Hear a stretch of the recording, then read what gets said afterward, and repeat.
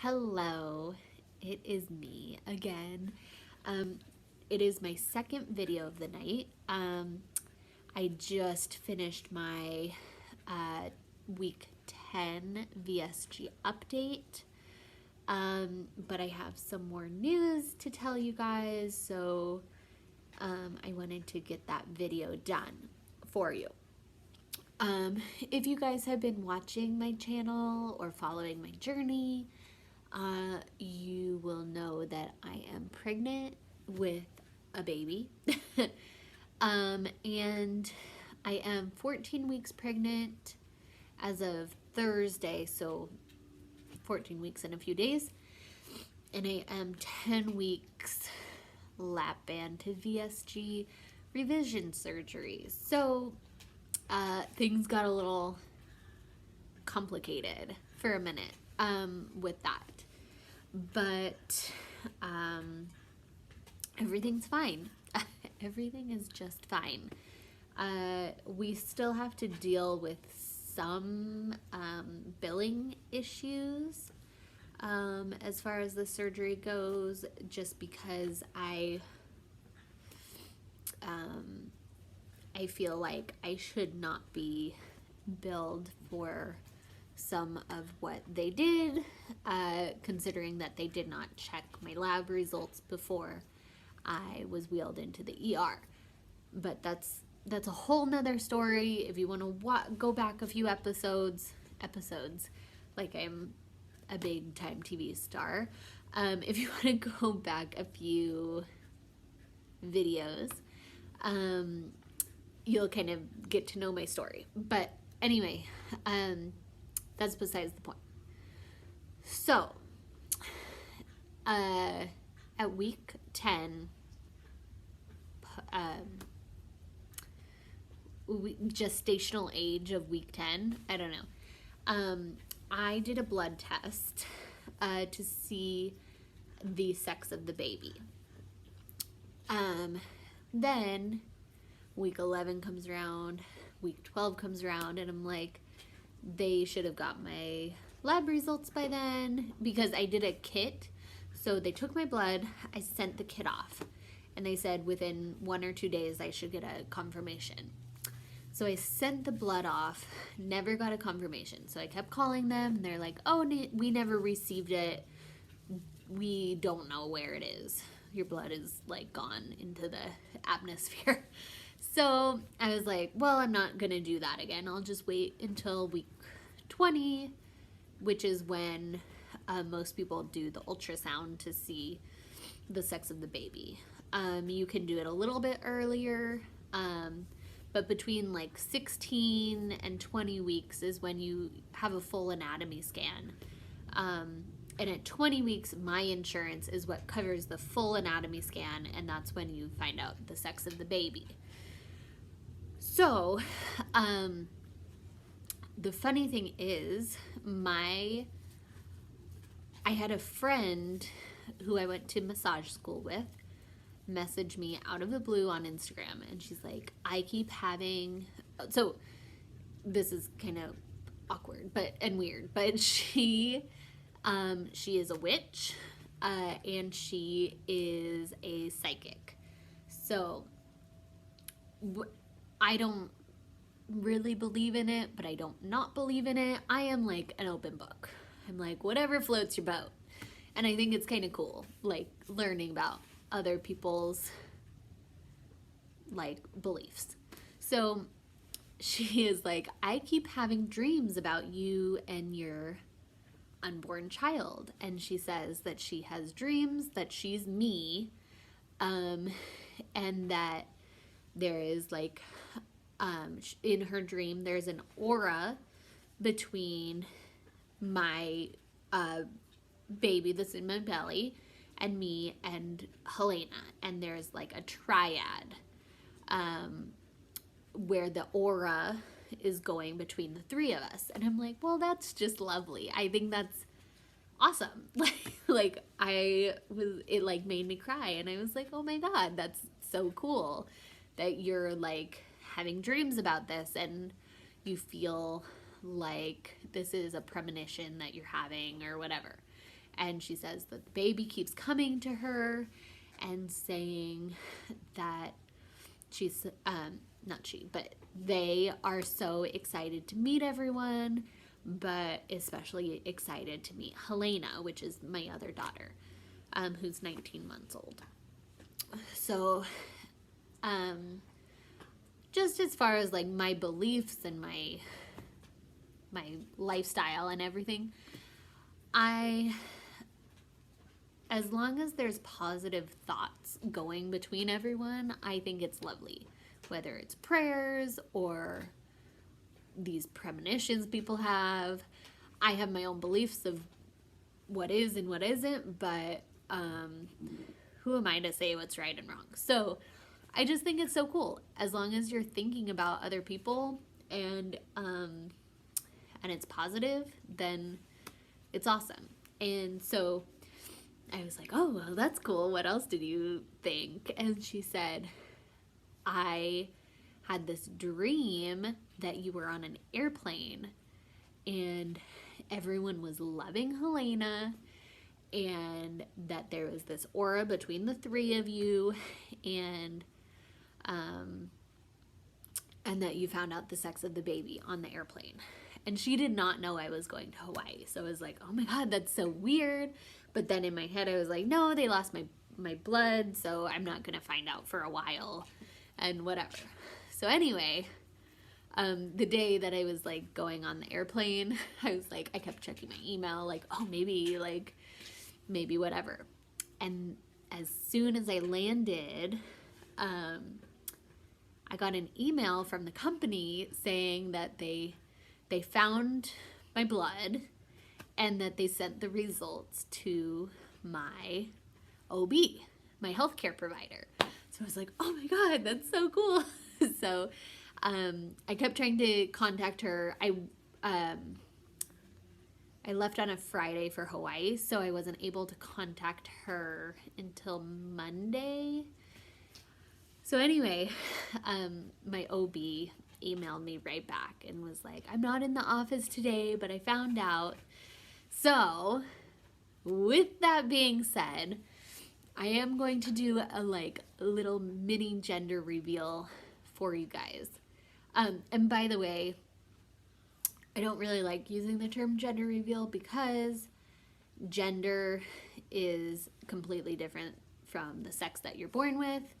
So it's two different things. So I don't particularly like that term, but it's just a broad term.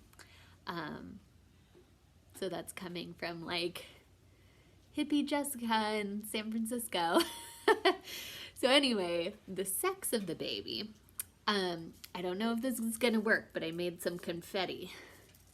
And Dan is going to hate this because he hates glitter and he hates confetti, but we are just gonna do it anyway. So I am going to throw the confetti up in the air and hopefully you will see what color it is. And by the way, boys can wear pink and girls can wear blue, but that's besides the point. So, ready? Ah, it's a girl.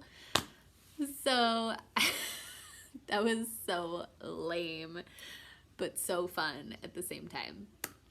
It's a girl. I'm so excited.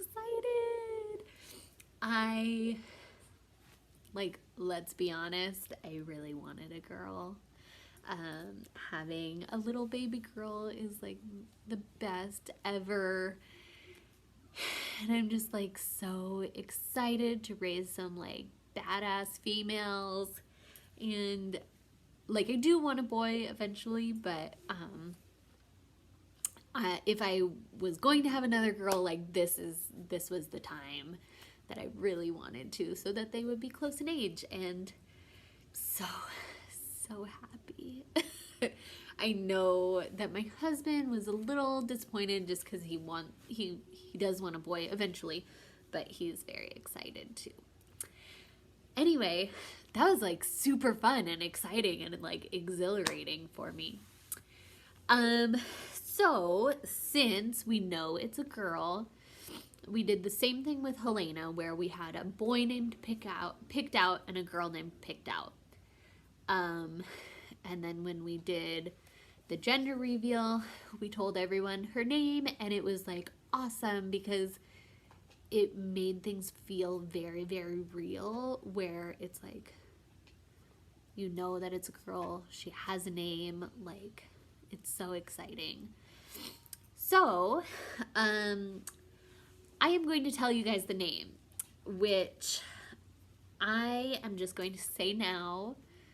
If you have something negative to say, that's fine. You can say whatever you want. I don't really care. But if you do have something negative to say, you're the type of person I don't want to be friends with. So go ahead and say it so that I know if I want to be your friend or not.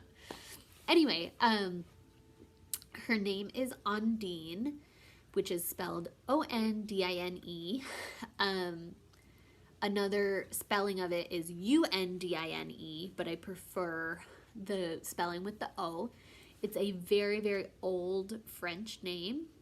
There is a poem, an old poem that's called Ondine, and it means little wave or a sea nymph, or goddess sea nymph thing.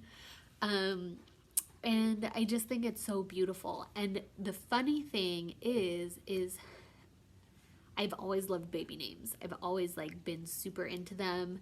I've always loved unique names, and knowing the history behind them and everything. So I was like looking at names when I first found out I was pregnant, and I was like, oh, I love that name. Like, that's such a beautiful name. Actually, no, this was even before I was pregnant, and I always talk about baby names.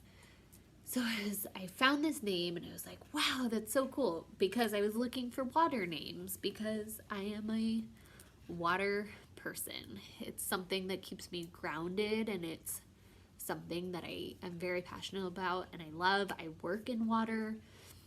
All of my leisure activities are around water, so I just think it's cleansing, and it keeps me like balanced. And I think that has to do with because I'm a Leo, so it's like I'm fiery, and then when I get in water, I like cool down. So that's why I love water so much.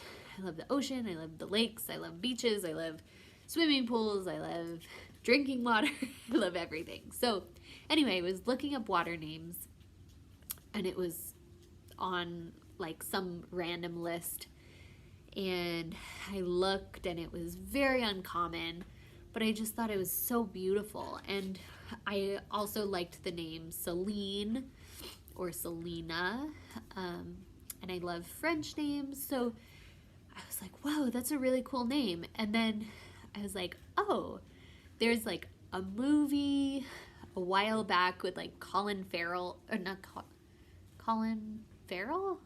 I don't know his name. The hot one.